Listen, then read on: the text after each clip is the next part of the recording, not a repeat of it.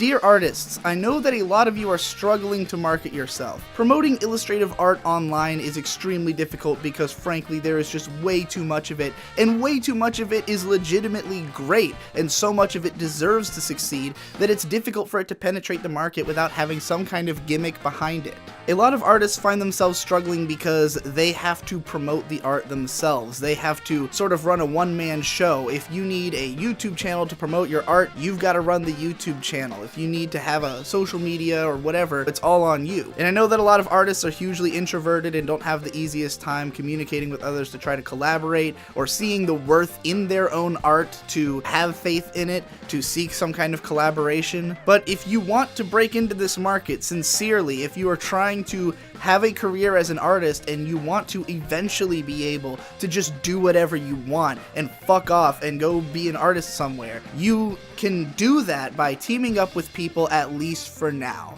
If you can find a way to gather people who you can cross-promote with and market yourself through them, then you can achieve a high deal of success that will make you into a popular artist. If you can launch a career by way of this collaboration, people will continue to follow your art into the future. First, let me give you some classic examples of what I'm talking about. One from the Western world of art, one from the East.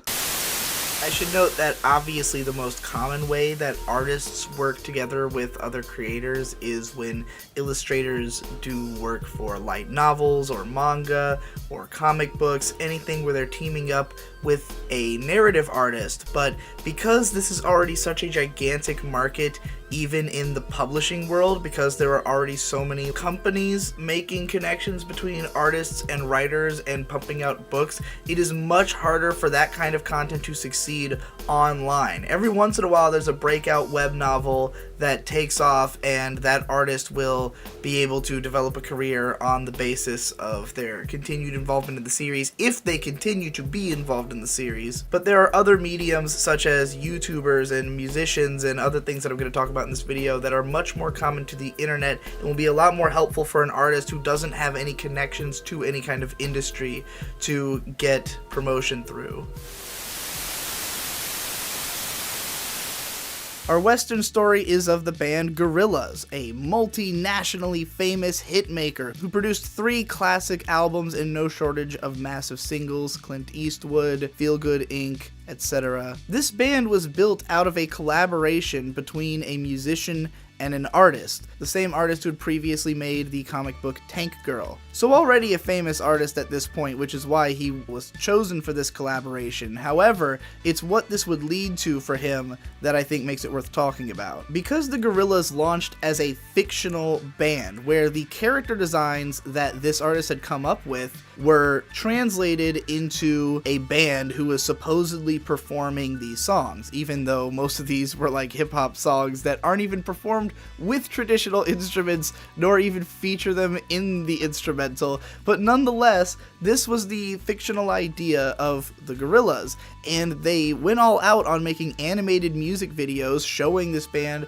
performing and having like crazy adventures. They built a narrative around it. They had writers on board for this. They built a crazy web page that was way ahead of its time in terms of interactivity, that had all kinds of story elements and fucking games on it and shit. And so basically they crafted this entire narrative around these character designs. I mean, for the artist, all he had to do was sort of invent this world and characters, something that I'm sure he wanted to do because he had this idea, but he didn't have to actually like make the music that these characters perform. By bringing life to that through this other artist, through Damon Albarn and everyone who worked on the Gorillaz albums, they were able to promote this artwork in a much bigger way, in a way that would reach a huge audience, because a viral pop song is going to reach a lot more people than just a really nice piece of artwork, even if it's like really incredible and from a famous artist. This blew this guy up,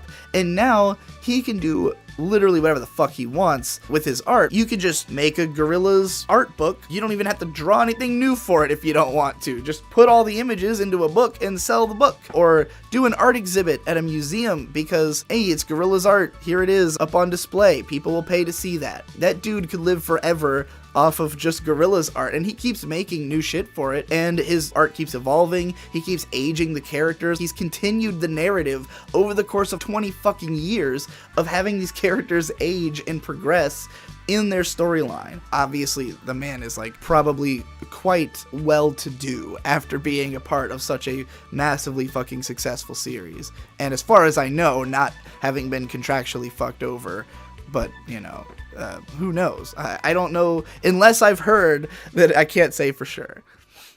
Meanwhile, in the East, we have beautifully operated examples of this in the form of Hatsune Miku, and then all of her offshoots. Hatsune Miku is designed by an artist called Kei, who is basically just like any other Pixiv artist. They have their own distinctive style, and they draw really great character designs, but it's not any different from what could have been the illustrations for some manga or light novel or anything else. But this company picked up on this character design, and we're like, we're gonna use this as this pop idol that we're going to fucking storm the world with, and all we're gonna do is just build a voice pack of her voice and let people make their own songs with it. So Hatsune Miku is entirely propped up by fan content of this program. So this is where a studio that develops sound programming teamed up with a fucking Pixiv artist to create a fictional idol. They created a monster.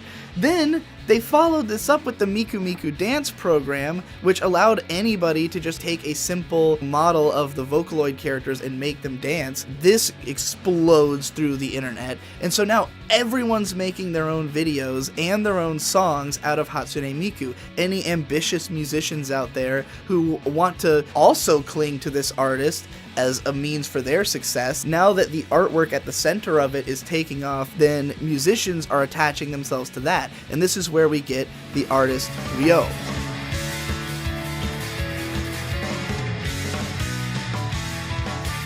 who creates Supercell. Supercell is a group where this very ambitious musician, who is just crafting his own Hatsune Miku songs that are all like extremely pop sensible. They're all built perfectly around classic chord structures, classic melodies. One of them is just a Linkin Park song. They are perfectly crafted pop and pop rock songs. He launches these by taking different artists from Pixiv who are drawing great Hatsune Miku artwork, attaching them to the individual songs, and representing the attitude of those songs through these different artists. And therefore, all of these different interpretations of Hatsune Miku, because these songs are so successful, end up developing their own followings and their own cults of personality. Here's where we get to Black Rock Shooter. Obviously, the Hatsune Miku artist is successful forever now. I have a K art book that I bought that is, I think, available in Barnes & Noble. It's very widely available because a lot of people want Hatsune Miku fucking shit. Manga artists can just attribute themselves to this character. They can just attach themselves and just ride into being able to write manga just by attaching themselves to Hatsune Miku and putting out some fucking corporate manga for people to collect, because this character is so huge that she can just literally build careers out of nothing. And so Ryo, attaching himself to Hatsune Miku, attaches this artist Huke, who has a character design that happens to look kind of like Hatsune Miku, named Black Rock Shooter, who he asks him to redesign to look more like Hatsune Miku so that they can use it in this video with the Hatsune Miku song. Video blows up, goes super viral on Nico Nico Doga. Now, this interpretation of Miku has its own fan base, and there's tons of fan art and shit coming out of this character. Now more people want to make songs about this version of Hatsune Miku, because of the fact that the company at the center of Hatsune Miku is trying to sort of maintain the purity of this character. It's important to them that they do not give too many defining attributes to Hatsune Miku, because if they do, then it'll color the way that people interpret the character. They'll stop making her so flexible. So they will not publish an anime of just Hatsune Miku goes to high school, because that would just totally ruin the creativity surrounding the character. However, any of these offshoots that are obviously unofficial, they're all fair game. because you can just market that as an alternate version of the character, and it preserves the sanctity of the original, and more alternate versions can continue to be made. So, when Blackrock Shooter becomes really popular, they team up with an ambitious studio or debt. This is another studio who is run by this guy, Yamakan, who happens to be a marketing genius. I am sort of the Yamakan of anime YouTube in a way. I'm like this weird guy who somehow understands marketing but has the worst PR of all time, and like just publishes every thought that comes into my head and makes lots of people hate me. But like, I do understand like the marketing side. I'm just terrible at like implementing it in my own life. But Yamakan is a genius at marketing, and he recognized that he could also cling to this growing trend and publish an OVA that they could really sink a lot of money into and still make a return on it. The Blackrock Shooter OVA is like 45 minutes long. It's beautiful, it's really entertaining. I loved it at the time. I happen to have 2 DVDs of it because of the fact that these fucking geniuses decided to package a cheap, shitty DVD of the movie into every Blackrock Shooter figure fucking sale. So if you bought any Blackrock Shooter figures, which me and my brother Shade bought like 6 between the 2 of us because we loved this character design. I love Hukei's artwork. By the way, Hukei then went on to design Stein's fucking gate and just doubled down on unbelievable success for this artist just by being attached to these franchises that take the fuck off. But Steins Gate is a lot more traditional. It's an artist working for a game company. Blackrock Shooter's like some guy who's basically a YouTuber, but for the Japanese version of YouTube, just coming up to you and being like, hey, can I use your art in my song video? Sure.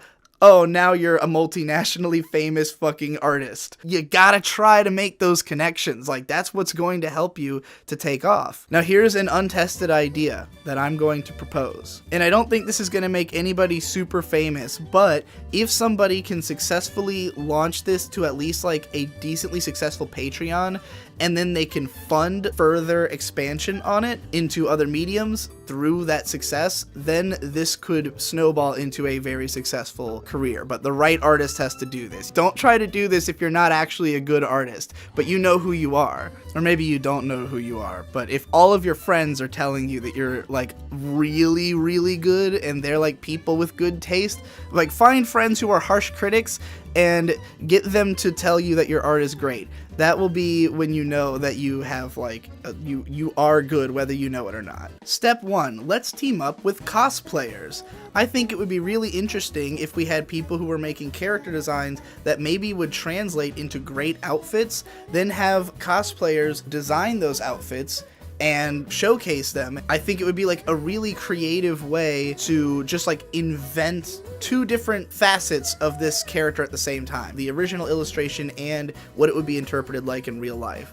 Now, if you can find any success in this avenue of like combining your artwork with that of like a cosplayer or anyone else, any of these other ideas I've posited, if you're, you know, teaming up with a musician, if you're teaming up with just someone who's a little bit more marketable or operating in a market that is less saturated than that of illustrative art, which is pretty much any market on the internet. Team up with a YouTuber. I know a few artists who've gotten huge boosts to their careers because of the fact that they've designed my banners and avatars. My friend Munchie gets tons of commissions because people know what his fucking artwork looks like. They see it all the time. I know Cappy gained a lot of followers on Tumblr after I showed off this art of me and May that they designed. If you can achieve some success from that teamwork through, say, Patreon or something like that, I would encourage you to invest in continuing to keep this build up going, to continue adding more elements to the pile. Why the hell am I going out of focus? I'm like just a blur now. Anyways, I've pretty much made my point. Keep building onto your narrative like the Gorillas did and other stuff like that, and you can definitely use those connections to help to prop up yourself as an artist, even on the smallest scale. Even if you're just an